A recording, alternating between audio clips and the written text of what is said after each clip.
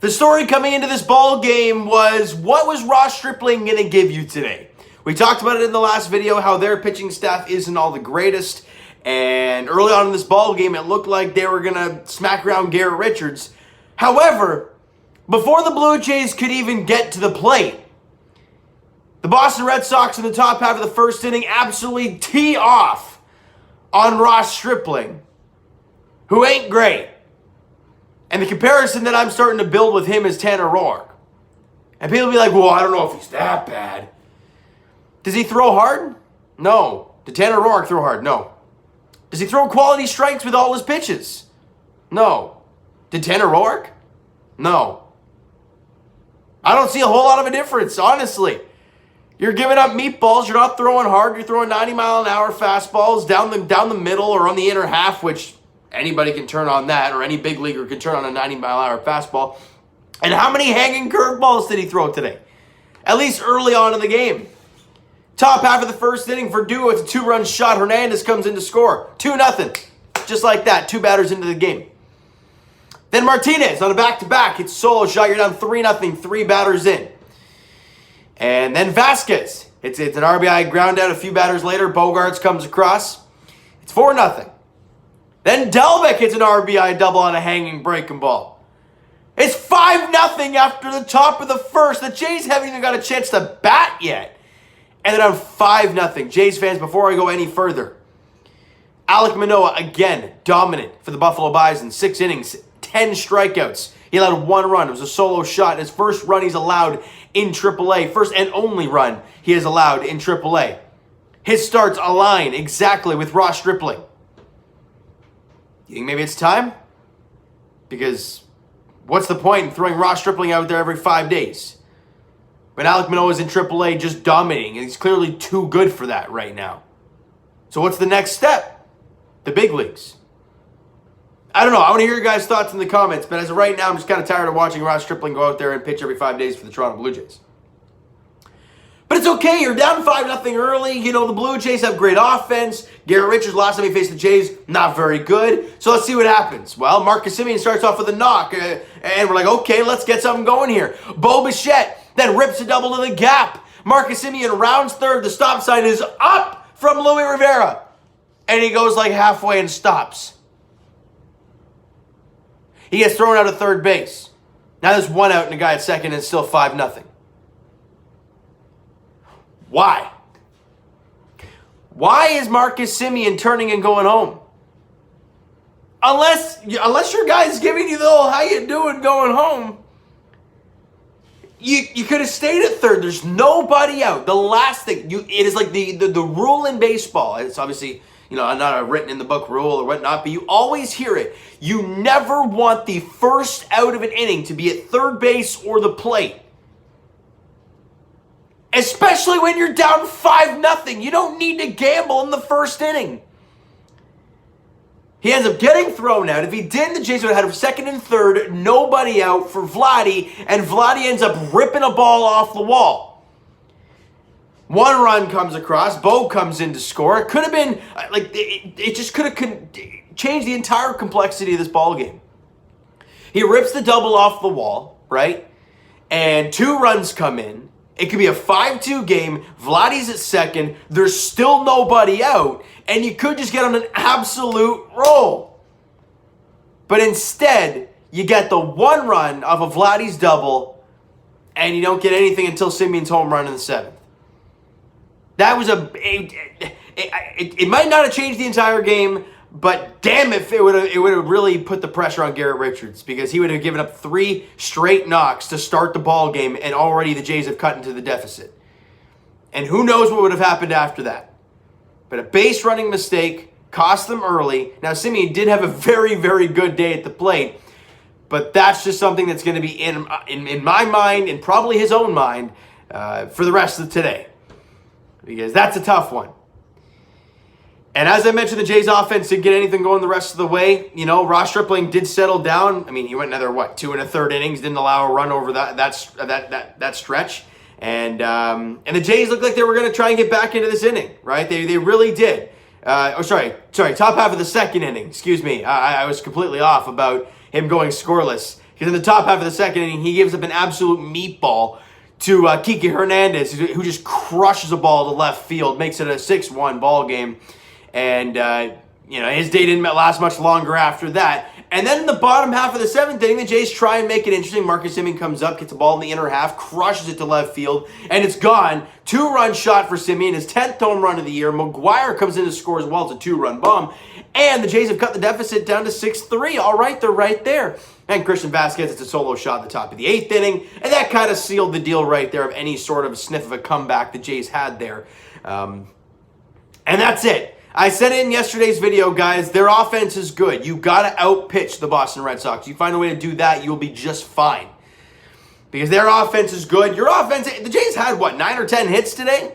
They scored 3 runs, but they had 9 or 10 hits, right? So they didn't have a terrible offensive ball game. It's just your pitcher gave you a 5-0 deficit before you were even get a chance to hit. That just can't happen. And that leads to that question that I asked you earlier about Alek Manoah. Because I'd rather see Alek Manoah come up here and struggle and stay here and struggle than watch Ross Stripling go out there and throw 90-mile-an-hour puss balls to all these guys and have them just tee off like it's BP. That's what we watched with Tanner Roark last year, and it was horrendous to watch. So that's just my take. I'd rather have Pearson up here. I'd rather have Alek Manoah up here than watch a Tanner Roark or watch a Ross Stripling go out there, because it's just the upside of these kids are there. They have all the stuff. Stripling doesn't really have the stuff. He's not throwing quality strikes at all. That's why his ERA is north 6. It's not pretty. Now, let's get to some numbers here. Ross Stripling, as I mentioned, had a horrendous ball game, as we all know. 3 2/3, 8 hits, 6 runs allowed, struck out 3. Not good. Trent Thorne came out of the bullpen, though, and did bottom line, kept the Jays in the game for what it was, I guess, at the time. They were down 6-1, whatever you want to call that. But he went 2 1/3, allowed 3 hits, couple strikeouts, didn't allow any runs to cross, and he's been great. Trent Thorne's been fantastic out of the bullpen. It's kind of like that long man. He's been very, very, very good there. And then Beasley went out there, went 2 innings, allowed 1 hit, 1 run, and 4 strikeouts. He allowed the solo shot to Vasquez there in the top half of the 8th inning.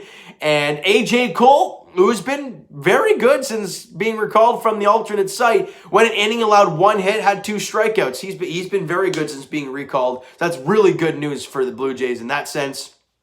And like I mentioned, offensively, they didn't have a terrible ball game. Semien went 2 for 3, had 2 RBIs, obviously in the home run, and scored a run on the home run. And he had 2 walks in the game as well, so he had a very good night at the plate. It's just that one play, it really could have changed the complexity of the game in that moment. But obviously it happened, it is what it is, and as a baseball player, you got to have a short memory and move on. And the great thing about baseball is you play 162 games, you play almost every single day, so you're able to get right back on the horse the next day and right the ship. That's the great thing about baseball. You don't have any really days to wait, and if you do, it's only one day in between. So, and Teoscar Hernandez went 2 for 3 in the ball game. He had 1 walk as well. He's hitting .316 as Teo after the game today. He's having a great year. And then Reese McGuire. Like, we're all talking about Danny Jansen, how he's starting to swing the bat a little bit better. Reese McGuire went 2 for 3 today, scored a run, and he's hitting .400 in the time that he's been up here. I don't know. We got to give him a little bit more of a look, I think, for Reese McGuire. But that was really it for the key names offensively. Vladdy obviously had the RBI double. Bo Bichette had the double and a run scored. But if we're talking multi-hit games, that's usually what I write down here. Those are the guys in today's ball game. Now, you're never going to win every single ball game. We know that. And I've said it countless times. Look, you just won. You won 3 in a row, right, coming into this? Yeah, you won 3 in a row coming into this game. You lose today. All right? Great teams find a way to bounce back after a tough loss. Tough loss today. Tough start from him. Well, tomorrow, Steven Matz gets the ball for the Blue Jays. He was great in his last outing. And Canadian Nick Pivetta gets the ball for the Red Sox. He's been a revelation there in Boston so far this season. But again, a guy who historically doesn't have those big numbers, so we're all kind of waiting for them to kind of come back to reality, as we did with Steven Matz. He had a great first 4 starts. We're like, man, this guy's all-star caliber. And then he had a couple rough ones, and we're like, oh, the numbers are coming back down to earth, right? So I don't know what to expect out of tomorrow's ball game. Pivetta's been great. The Blue Jays offense has been great. But my key to tomorrow is Steven Matz. What are you going to get from Steven Matz? If you get what you got in the last outing, The Jays have a very good chance of winning that ball game tomorrow and winning the series, right?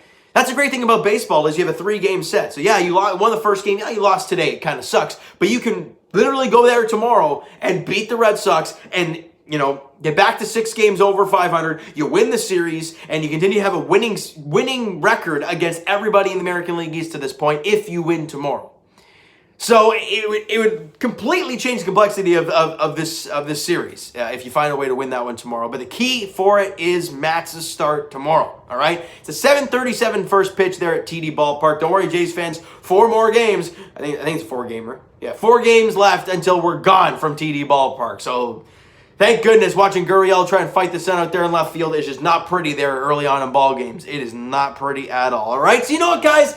That is going to do it for this one. If you enjoyed the video and if you're a Jays fan, you didn't enjoy the game today. If you're a Red Sox and you love the game today, smack the like button. Do appreciate that. Hit the subscribe button if you guys have not already. Comment down below your thoughts on the video, your thoughts on the game. What'd you like, what'd you not like from today's ball game for the Toronto Blue Jays? And I will talk to you guys. Okay, where are we? Oh no, Twitter's down below. Follow me. Yeah, I already said that stuff. Man, I am completely out of it right now.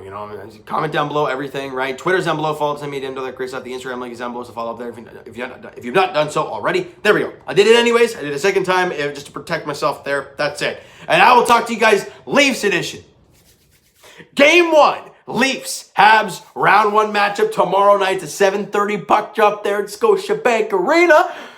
Wish it was jam-packed with Leaf fans, but alas, COVID is here, and we're in Canada, and all this craziness is going on here. So we have no fans there at Scotiabank Arena tomorrow. No matter what, though, Leafs, Habs, Game 1 tomorrow night, 7:30 puck drop. And as for the Blue Jays, 7:37 first pitch down there in Dunedin at TD Ballpark. Nick Pivetta gets the ball for the Red Sox. Steven Matz gets the ball for the Blue Jays in the finale of the series as the boys look for the series W. All right, so thank you guys so much for listening and watching. I hope you enjoyed the video. We'll talk to you guys then.